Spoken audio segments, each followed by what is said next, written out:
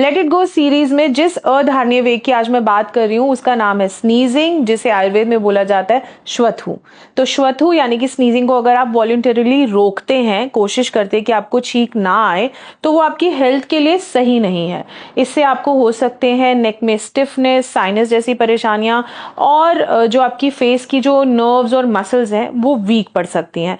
और इसके इलाज के लिए जो एक लाइफस्टाइल चेंज आप कर सकते हैं वो है नस्से। आयुर्वेद में नस्से के बहुत से बेनिफिट्स बताए गए हैं, बट अगर आपको क्रॉनिक स्नीजिंग का इशू है तो नस्से एक ऐसी प्रैक्टिस है जो आपको हेल्प कर सकती है। तो नेक्स्ट टाइम अगर आपको छींक आ रही है तो आपको उसे रोकना नहीं है।